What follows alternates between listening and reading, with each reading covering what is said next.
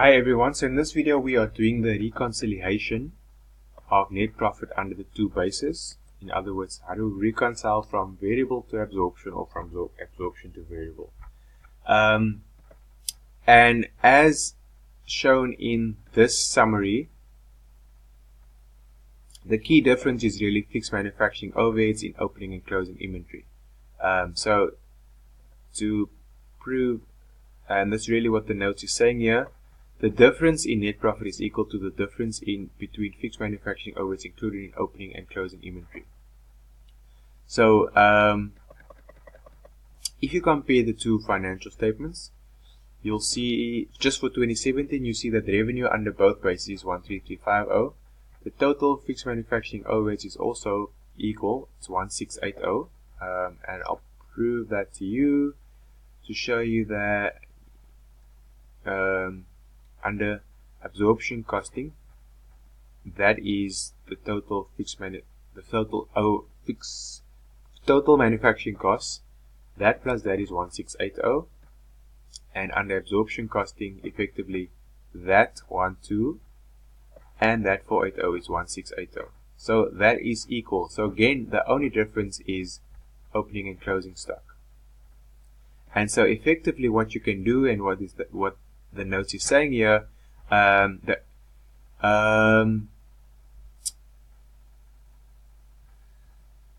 only difference between the two bases is the closing inventory balance. There were no opening inventory, as is no opening inventory in 2017. So the net profit can be reconciled by simply taking the difference between the closing inventory for 2018. So how we'll do that? So if we start with profit as per variable costing. So 2017 150, 2018 240. So that comes from basically that example, 150 and 240. That's per variable costing. We don't have to go and effectively why this is helpful. You effectively don't have to go and do a whole income statement again. If all you want to know is what will be the profit under absorption costing. So all you do then is you look at your opening and your closing stock. So if you're working from variable to absorption costing, what will happen is you will add your closing stock or the fixed overheads in closing stock.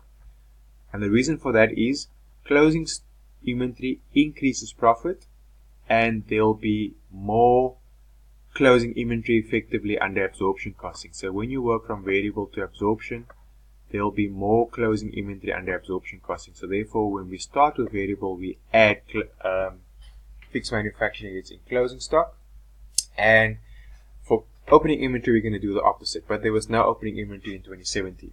So for 2017, all we then need to do is apply this formula, which says total fixed manufacturing overheads of the current year, which in the current year is 480,000 divided by the higher of actual or normal. In the current year, which is now 2017, actual was 12,000, normal was 10,000, so we're going to divide by 12,000. So just going back to this recon, we're then just going to say 480 divided by 12, right? That gives me 40 Rand per unit, and there was 5,000 units in closing inventory, and that gives me 200,000. And when I say 150 plus 200, and that gives me 350. So I can do the short recon instead of going to do a whole income statement again, and you can see this 350 is equal to the 350 under absorption costing that we've done when we've done the whole income statement. And likewise for the 2018 year, I can go and do the same. I start with 240 as per variable costing. There was nothing, sorry, this should be, let's take that 0 away. This closing inventory of last year becomes the opening inventory of this year. It has a negative effect, it's just the opposite. And then this 288, it's same principle. It's the fixed manufacturing overheads divided by the higher of actual or normal. But remember, now we're in 2018. Actual is 10, normal is 9, so 10 is higher than 9, so we're going to say divide by 10.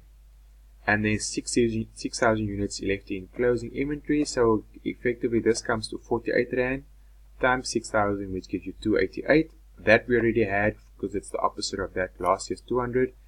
And then if you say 240 plus 288 minus 200, you left with 328 again. So you can see we didn't have to do the absorption costing income statement from scratch if we just took the difference of the fixed manufacturing overheads in opening and closing stock. And you would do it vice versa. So when you're working from variable to absorption, you add closing stock, deduct opening stock. And when you're working from absorption to variable, you're going to do the reverse. So we work from 350 to 200.